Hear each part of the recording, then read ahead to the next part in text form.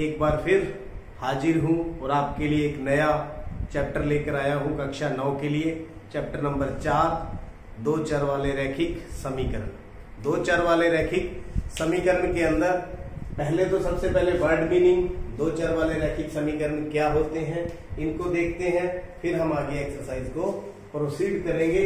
तो जैसे चैप्टर का हमारा जो नाम है दो चर वाले रैखिक समीकरण, ये हमारा जो टाइटल है इसी के नीचे हमने काम करना है। दो चर, इंग्लिश में इनको वेरिएबल भी बोल देते हैं।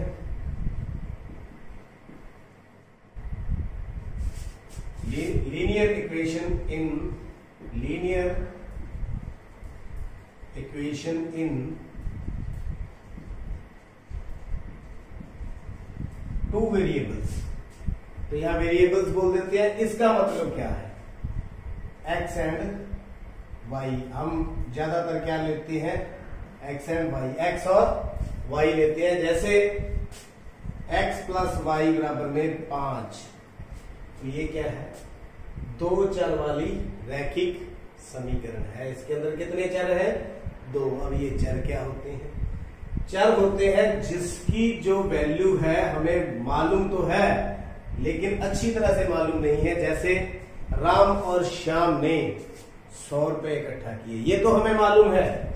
जैसे मैंने यहाँ पर 5 लिखा है, तो मैं जो अपनी एग्जांपल दे रहा हूं 100 रुपए इकट्ठा किए, तो उसको कैसे लिखेंगे? क्योंकि ना तो हमें राम के पैसे पता है ना हमें श्याम के पैसे पता है। तो क्या करेंगे फिर? मान लो राम ने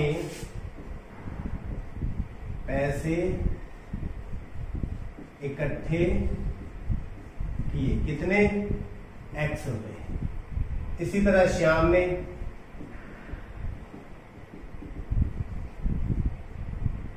वाई रुपए। तो फिर हमें लिखना आसान हो जाएगा। कितना? एक्स प्लस वाई बराबर में 100। तो ये बन गई दो चर वाले रैखिक समीकरण युग्म। या कहें राम ने श्याम से 3 गुना पैसे इकट्ठे किए। राम ने श्याम से 3 गुना रुपए या पैसे इकट्ठे किए। अब इसको कैसे लिखेंगे? राम ने श्याम से, राम के कितने हैं? एक्स। श्याम के कितने हैं? वाई। कितने गुना किए? 3 वाई। तो ये 3 वाई को इस साइड ले आए, माइनस का हो गया। तो ये बन गई समीकरण। क्या बन गई? समीकरण। समीकरण जिसके बराबर में कुछ हो, बराबर में 0 है, ये भी समीकरण है, बराबर में 3y है। तो समीकरण युग्म में एक बात का तो ख्याल ये रखना पड़ता है, अगर हम दोनों तरफ कुछ जोड़ना है तो दोनों तरफ जोड़ना पड़ेगा। ऐसा नहीं है एक तरफ जोड़ दे।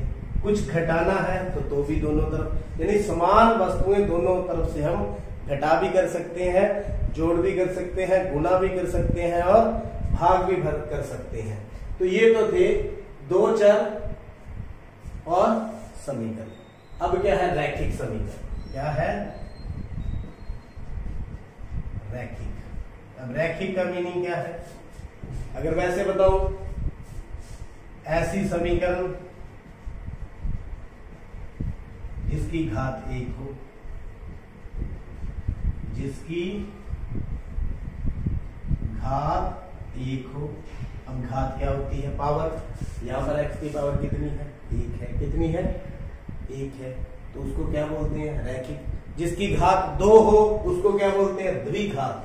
क्या बोलते हैं? द्विघात, मतलब 2 घात हो जिसकी। त्रिघात, कितनी घात हो जिसकी? 3 घात। तो मेरी बात समझ रहे? रैखिक समीकरण जिसकी घात कितनी हो? 1। ऐसी समीकरण जिसकी घात 1 हो उसको रैखिक समीकरण कहते हैं। अब ज्यामिति के अंदर रैखिक रेखा, रेखा मतलब जब हम ग्राफ के अंदर इस समीकरण को प्लॉट करें तो ये एक रेखा के रूप में आएगी। इस रूप में आएगी, रेखा के रूप में आएगी। तो इसलिए इसको क्या बोलते हैं, रैखिक समीकरण। एक रेखा बन जाए, क्या बनती है, मतलब कर्व नहीं बढ़ता, गोल में आता, सीधी रेखा आती है। कैसी, सीधी रेखा। तो उसको क्या बोलते हैं, रैखिक समीकरण। फॉर एग्जाम्पल मैं आपको एक यहां लेकर के दिखाऊं। मान लीजिए ये समीकरण मैंने लिख दी, x बराबर में 5, x बराबर में 5। यहां पर चर कितने हैं, 1। कितने चर है, 1, यानी कि एक चर वाला रैखिक समीकरण है। x की वैल्यू यहां पर देख लेते हैं कितनी है, 5। यहाँ x की वैल्यू कितनी है, 5। यहाँ x की वैल्यू कितनी है, सब जगह पर इसके बराबर बराबर में क्या होगी, 5 5 5 5 5 5। इसका मतलब ये रेखा क्या है, x बराबर 5। इसी प्रकार अगर 2 हो, मान लीजिए 3, तो इसकी लाइन कैसे बनेगी, तो कैसे बनेगी देखिए।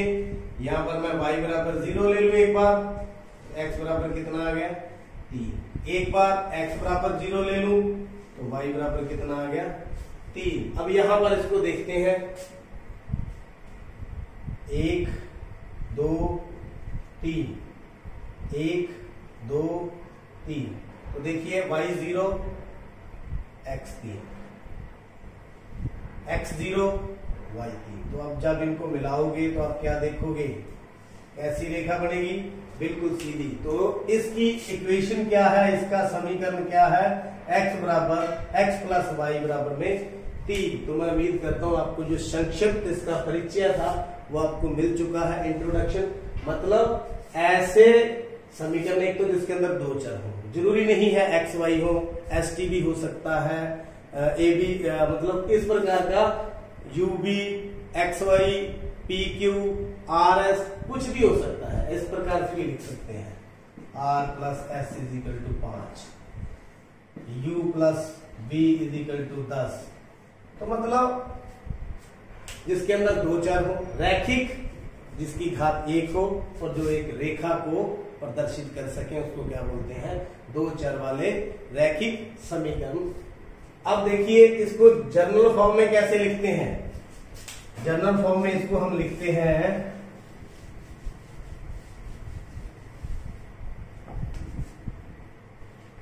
व्यापक रूप, ax plus by plus c बराबर में 0। x और y यहां पर क्या है, ये तो चर है, और a b और c क्या है, वास्तविक संख्याएं। क्या है, वास्तविक संख्याएं। तो ही हम इसको क्या बोलते हैं, 2 चर वाले रैखिक समीकरण। तो उम्मीद करता हूं आपको अच्छी तरह से समझ आ चुकी है। तो आइए करते हैं एक्सरसाइज 4.1। एक्सरसाइज 4.1 का जो फर्स्ट सम है बहुत ही आसान है। एक नोटबुक की कीमत एक कलम की कीमत से 2 गुनी है। इस कथन को निरूपित करने के लिए 2 चर वाला एक रैखिक समीकरण लिखिए। जैसे मैंने अभी भी बताया था, कलम, जो नोटबुक की कीमत कलम की कीमत से दुगनी है, तो उनको मान लेंगे। हल, मान लो 2 चीजें हैं यहां पर, एक तो कलम की कीमत कितनी मान लें, x, और नोटबुक की कीमत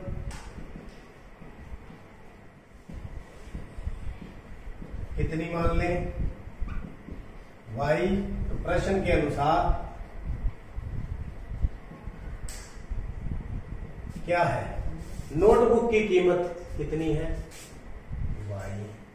कलम की कीमत कितनी है, x। से बराबर का निशान लगाएंगे तो इसको कितने से गुणा कर देंगे, 2 से गुणा कर देंगे, 2 गुनी है, तो y बराबर में 2x। कैसे लिखेंगे, या तो 2x को इधर ले, y को उधर ले जाए, 2x माइनस y बराबर में 0। तो इस प्रकार का समीकरण हमारे पास तैयार हो जाएगा। मैं उम्मीद करता हूं अच्छी तरह से समझ आ गया होगा। या इस प्रकार से भी लिख सकते हैं, y माइनस 2x बराबर में 0, दोनों ही सही। एक्सरसाइज का सेकंड सम, निम्नलिखित रैखिक समीकरणों को ax plus by plus c बराबर 0 के रूप में व्यक्त कीजिए और प्रत्येक स्थिति में abc का मान ज्ञात कीजिए। x के साथ a है, y के साथ b है और अकेली रकम c है। तो यहां हल करते हैं। हमारे पास जो पहली है 2x प्लस 3y बराबर में 9.35। तो आप देख रहे हैं बिल्कुल वैसी ही है, बस सिर्फ इसको इस साइड उठा के ले आए। 2x प्लस 3y माइनस 9.35 बराबर में 0। 2x जोड़ 3y यहां आप ऐसे भी लिख सकते हो, एक ही बात है, क्योंकि यहां भी प्लस यहां भी प्लस, तो यहां भी प्लस यहां भी प्लस। तो इसके साथ अगर हम कंपेयर करें तो a की वैल्यू कितनी है यहाँ पर 2, b की वैल्यू कितनी है 3 और c की वैल्यू कितनी है -9.45। इस प्रकार ये आपका जो पहला पार्ट पूरा हुआ। चलिए दूसरे पार्ट की बात करते हैं। दूसरा पार्ट x माइनस वाई बटे 5 माइनस 10 बराबर में 0। यहां एलसीएम ले लेते हैं। एलसीएम कितना आ जाएगा 5, तो 5x माइनस का y, ये 5 इधर भी गुना हो जाएगा बराबर में 0। तो 5x माइनस वाई माइनस 50 बराबर में, ये जो 5 है उधर जाकर के गुना हो जाएगा, 0 के बराबर हो जाएगा। या यूं भी इसको लिख सकते हैं 5x प्लस माइनस वाई और माइनस और प्लस डाल के माइनस का 50 बराबर में 0। तो इसके साथ अगर हम कंपेयर करें तो a की वैल्यू कितनी आ गई 5, b की वैल्यू कितनी आ गई माइनस की 1, कितनी है माइनस की 1, और c की वैल्यू कितनी आ गई माइनस की 50। आगे चलते हैं थर्ड पार्ट के ऊपर। थर्ड पार्ट क्या है माइनस 2x प्लस 3y बराबर में 6। अकेला 6 इस साइड उठा लाओ बराबर में 0। तो माइनस आप हटाना चाहे हटा भी सकते हैं, तो यहाँ प्लस और माइनस आप लगा भी सकते हैं इस तरह से। जैसे यहाँ पर ax plus by plus c बराबर में 0। तो कंपेयर करें तो a की वैल्यू यहाँ पर कितनी है -2, b की वैल्यू कितनी है 3, c की वैल्यू कितनी है माइनस का 6। ये आपका आंसर। तो फोर्थ पार्ट x बराबर में 3y। तो देखिए 3y को इस साइड ले आए, 0 तो कांस्टेंट टर्म नहीं है, तो उसको हम ऐसे भी लिख सकते हैं, 0 लगा दें यहाँ पर।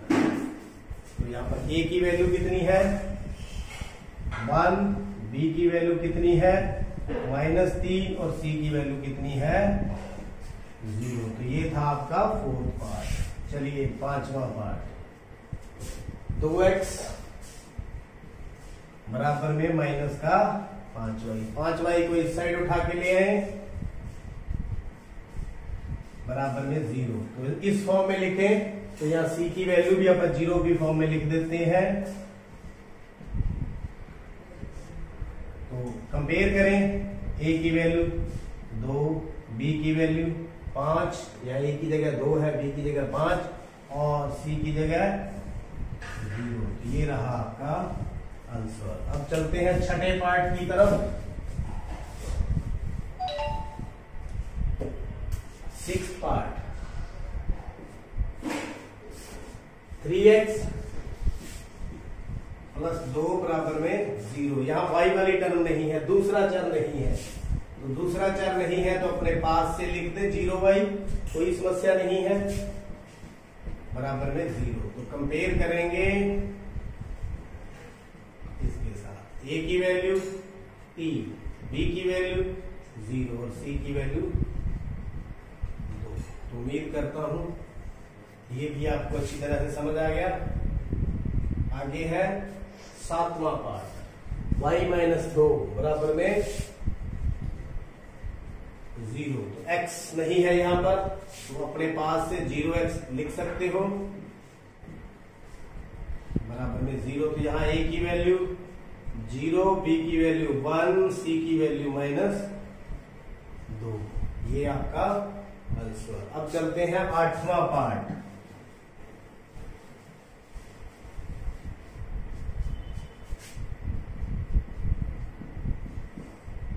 5 बराबर में 2x। तो देखिए 5 को उस साइड उठा के ले जाएं, y वाली टर्म नहीं है, 0y आप लिख सकते हो बराबर में 0। तो यहां पर इसके साथ अगर आप कंपेयर करें,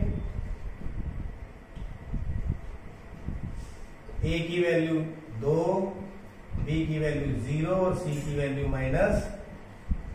इसी सम को एक और तरीके से भी हो सकता है, 2x को इस साइड लें, या 5 माइनस 2x बराबर में 0, मतलब -2x प्लस 0y प्लस 5 बराबर में 0। यहां अलग अलग वैल्यू भी आ सकती हैं। तो कंपेयर करेंगे तो a की वैल्यू कितनी है, -2। कितनी, -2। b की 0 और c की 5। तो ये भी ठीक है, ऊपर वाला भी ठीक है। तो उम्मीद करता हूं आपको जो ये एक्सरसाइज और इंट्रोडक्शन अच्छी तरह से समझ आई होगी। देखते रहिए, समझते रहिए। आपका बहुत बहुत धन्यवाद।